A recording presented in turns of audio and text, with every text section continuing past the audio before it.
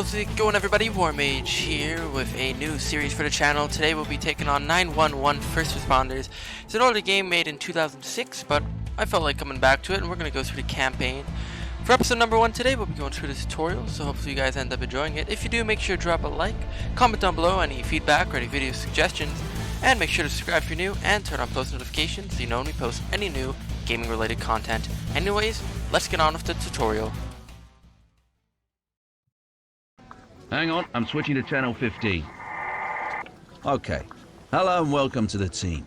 I'm your new supervisor. I hope we'll make a good team.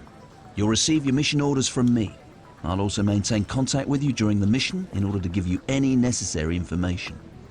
Before you embark on your first mission, you should make sure you're really familiar with all the equipment. If you want to complete the tutorial, click on Training. If you click on Skip, we'll omit the training and go straight to it. It's up to you. We're actually going to do the training because we're going to go through the full campaign. Okay, in that case, we'd better get started. Just a second, I'll be back in a jiffy. A series of missions is waiting for you, in which you will be required to extinguish fires, treat the injured, and apprehend criminals as well as other things. Each operation will give you a multitude of tasks that can change as the mission progresses. You should check these regularly during the course of each operation. The success of your mission may depend on it. Click on the flashing icon to open the mission window. Close the mission window by clicking again on the flashing icon. We'll start right away with the training stations. You should first get an overview of the operational area. Move the cursor to the edge of the screen to move the camera in the corresponding direction across the terrain. So obviously we'll just go down. You just gotta put it to the edge. I don't know which way. To rotate the camera, hold the mouse wheel button and move the mouse to the left or right. So rotating and middle mouse. Do a bit of a 360. To zoom the camera in or out, use the mouse wheel. Yeah, this is your scroll wheel. Pretty basic camera controls. Oh.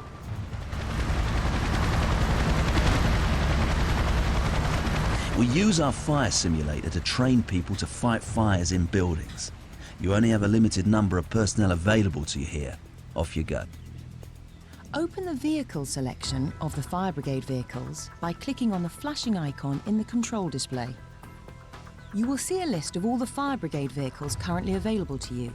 Now click on the flashing icon with the equipment truck.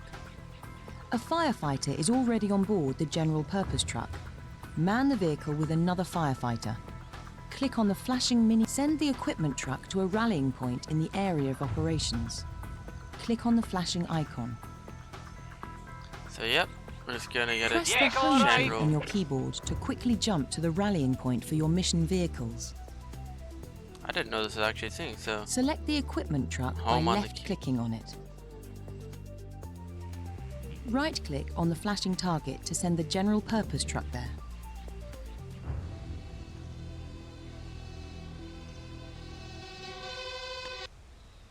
Now have the crew of the equipment truck disembark. Click on the flashing action icon on the action bar or right-click directly on the vehicle. Select one of the two firefighters by left-clicking on one of them. Now click on the flashing icon on the action bar. This opens the equipment menu for the selected firefighter. Click on the flashing icon with the fire hose. Will do. Click on the flashing icon Connect Hose on the action bar. You can also right-click the fire hydrant. On my way. That's another way to do it. Right-click on the hydrant to connect the hose to it. Consider it done. But just for the tutorial, I'll... You can give most of the commands without using the action bar. Simply right-click on the target object. Now try to extinguish the fire in the building by right-clicking on the building. Wait until the flames are completely extinguished. Understood.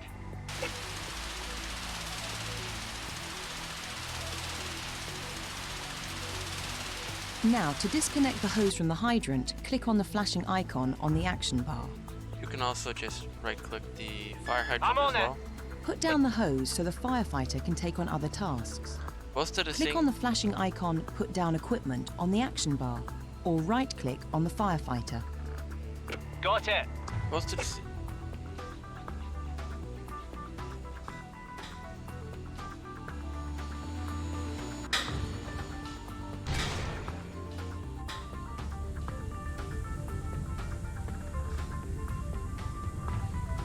Good. Now to the next station on the training field. There is an injured person inside this building suffering from smoke inhalation. The building is still filled with smoke. Now, it's essential to rescue the casualty as quickly as possible and then to treat him. You must do this without endangering your personnel's health. Remember our basic rule.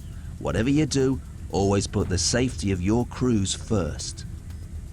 You need a doctor and a team of paramedics on site. Open the vehicle selection of your rescue crews and select the ambulance from the list of vehicles currently available to you. The doctor and paramedics are already in the ambulance. Click on the flashing icon to send the ambulance to the target in the operational area. So this is where you'd click this button. So this one will put it to like a designated point. This one you can select. Right-click on the flashing target marker in the operational area to send the ambulance there. Vehicle arrived. To let the crew get out of the ambulance, click on the flashing icon on the action bar, or right-click directly on the vehicle. The building's Immediately. access must be opened. Select the engineer, in blue, by left-clicking on him. Yeah. Right-click on the switch at the building's entrance. It'll be done. So engineers are like, they'll fix like traffic lights or grant access to things like this building. Now the injured person must be rescued from the building. First, select the ready firefighter with the breathing mask. Right-click on up? the building to enter it. On my way.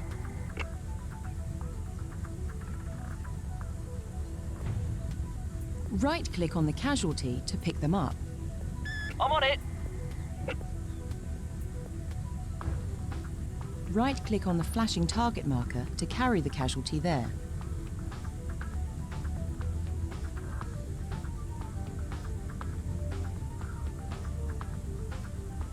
Now to lay down the injured person, simply right-click on the firefighter or use the flashing icon Lay Down Person on the action bar. Okay. Now the injured person needs attention from the doctor. First select the doctor, then right-click on the casualty. Yeah? Just like normal right click. Let's go. Note the life energy meter of the patient on the info bar at the bottom of the screen. Unlike the meter of uninjured persons, here the energy bar is red and not completely filled. The patient is seriously hurt and cannot be moved. During treatment by the doctor, the red energy bar fills up, and then the casualty can be moved. If a patient isn't ready to be moved, and you move him in spite of this, he'll probably die in transit.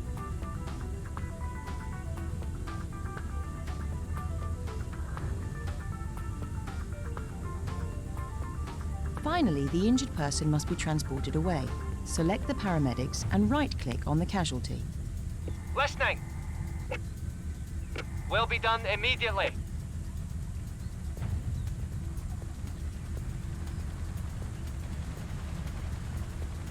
Take the casualty to the ambulance by right-clicking on the ambulance. On our way.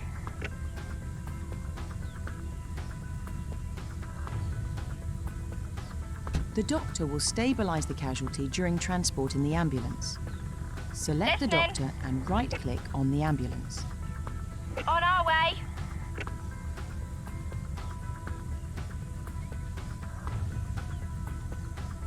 Now send the ambulance back to the base. Click on the icon Back to the Base or right-click on the ambulance. On my way.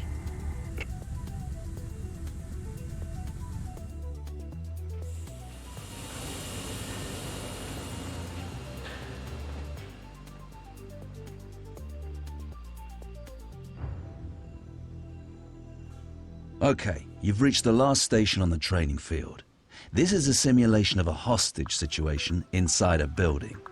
On a real mission, you would first negotiate with a kidnapper through a profiler.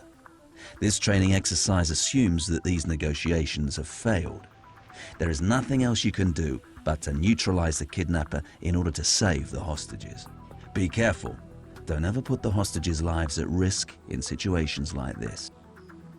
First, explore the situation inside the building. Select the scout, then right-click on the building. Yeah? So the police in this game are there's a lot of different people for the police. It's pretty complex. Now equip a marksman with a stun grenade. Select the marksman by clicking on him, then open the equipment menu of the marksman and click on the icon Get Stun Grenade. Yes, sir. Now select the sniper in addition to the marksman. Hold the Control key on your keyboard and right-click on the sniper.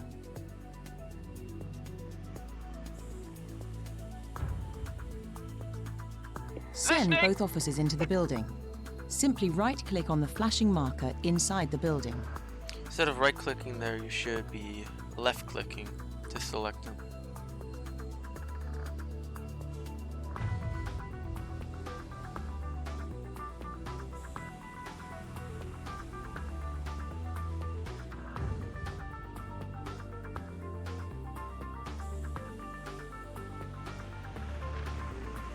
Cancel the selection of the two officers by left-clicking on an empty space in the operational area.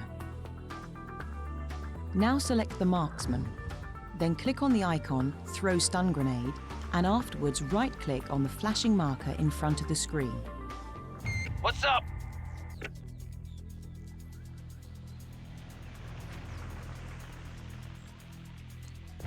Right-click to throw.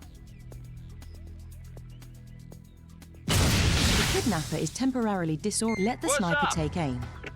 Click on the icon Aim on the action bar. Aim by Understood. moving the crosshair onto the kidnapper and fire by right-clicking. Yes, Very sir. good.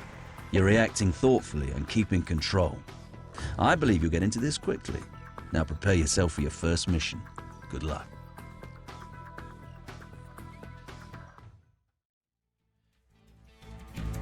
Anyways guys, hopefully you enjoyed the tutorial for 911 First Responders. In the next episode, we'll start getting into things as we'll start with campaign and mission number 1, which is a sneak peek. A construction crane will end up falling on a church. It's a short mission as it is the first one in the whole campaign, but it's still a fairly fun one and a good opener for any new players. Hopefully you enjoyed this tutorial. If you do, make sure to drop a like, comment down below any video suggestions or any feedback, and make sure to subscribe if you're new. Turn on those post notifications so you know when we post any new updates to the series and any other gaming content. Anyways, I hope to see you tomorrow, and have a good day.